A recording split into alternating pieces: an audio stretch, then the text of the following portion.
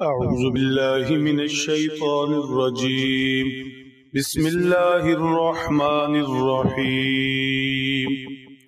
هنالك دعا زكريا ربه قال رب هب لي من لدنك ذرية طيبة إنك سميع الدعاء. صدق اللہ العظیم. حضرت مریم علیہ السلام سیدنا حضرت زکریا علیہ السلام کے زیر کفالت پرورش پاتی رہیں. جب سمجھدار ہوئیں تو انہیں مسجد سے متصل حجرہ منتقل کر دیا گیا جہاں یہ دن بھر قیام کرتی عبادت الہی میں مصروف رہتی. سیدنا حضرت زکریا علیہ السلام نے اس دوران دیکھا کہ آپ کے پاس بے موسم پھل موجود ہوتے.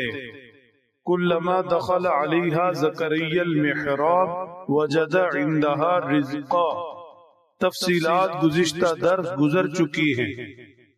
چونکہ سیدنا حضرت زکریا علیہ السلام کی اولاد نہیں تھی اور دونوں میاں بیوی بوڑھے بھی ہو چکے تھے، گویا ایک طرف اولاد کا موسم گزر چکا تھا، لیکن جب حضرت مریم علیہ السلام کے پاس بے موسم پھل دیکھے تو متوجہ ہوئے. خیال آیا جو رب کائنات خالق کل کائنات مریم کو بے موسم پھل دے سکتا ہے، وہ یقیناً مجھے بڑھاپے میں اولاد بھی دے سکتا ہے. چنانچہ حضرت زکریا علیہ السلام نے دعا کے لیے نبوت کے ہاتھ اٹھا دیے. آج تلاوت کی گئی آیت شریفہ میں حضرت زکریا کی لفظ بلفظ دعا نقل کی گئی. ہنالک دعا زکریا ربہ، وہی یعنی حضرت مریم کے پاس بے موسم پھل دیکھ کر زکریا نے مانگا، دعا کی، پکارا اپنے رب کو، رب ہب لی من لدنک ذریۃ طیبہ.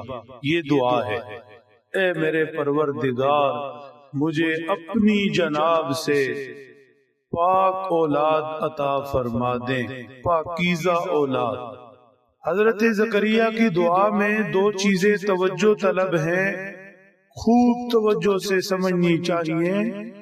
پہلی چیز، حضرت زکریا نے دعا میں لفظ بولے رب ہب لی، اے اللہ مجھے ہبہ فرما دے. ہبہ کسے کہتے ہیں؟ عموماً آپ حضرات نے جائیداد کے لین دین کے حوالے سے یہ لفظ سنا ہوگا کہ فلاں نے فلاں کو یہ زمین ہبہ کی. ہبہ دراصل کہتے ہیں کہ کسی کو بلا معاوضہ کچھ دینا، کسی کو بلا معاوضہ کچھ دینا. اللہ جل شانہ بھی بندوں کو جو کچھ دیتے ہیں وہ اپنی عطا سے دیتے ہیں. کسی عمل کا بدلہ نہیں ہوتا، کسی عمل کا بدلہ نہیں ہوتا. بندے کا کوئی عمل اس قابل ہو بھی کہا سکتا ہے کہ اللہ جل شانہ اس عمل کے بدلے میں کچھ دے. اللہ ہمیں جو کچھ دیتے ہیں اپنی ساری نعمتیں سب ہبہ ہیں، بلا معاوضہ ہیں، بغیر ہمارے استحقاق و عمل کے محض اللہ کی عطا ہے. حضرت زکریا نے عرض کیا، اے اللہ مجھے اپنی جناب سے اولاد ہبہ فرما دے. معلوم یہ بھی ہوا کہ جسے اللہ نے اولاد دی ہے، بیٹے ہیں یا بیٹیاں ہیں یا دونوں ہیں، وہ ماں باپ کا کوئی عمل دخل نہیں، ان کا کوئی کمال نہیں. کوئی اگر اتراتا پھرے کہ میرے اتنے بچے اور یہ کوئی میرا کمال ہوا، ایسا نہیں ہے. یہ اللہ کی عطا ہے، اللہ کی عطا ہے، اللہ کی عطا ہے. جب اولاد اللہ کی عطا ہے تو اس پر اللہ کا حق زیادہ سمجھا جائے کہ یہ اللہ نے دیا اللہ کا شکر کرے اور اس اولاد پر اللہ کا حق سمجھ کر ایسی تربیت کرے جس سے اللہ راضی ہو۔ سیدنا حضرت زکریا نے دعا کی، دعا میں دوسری چیز توجہ طلب یہ ہے کہ اولاد مانگی، صرف اولاد نہیں، پاکیزہ اولاد، پاکیزہ اولاد۔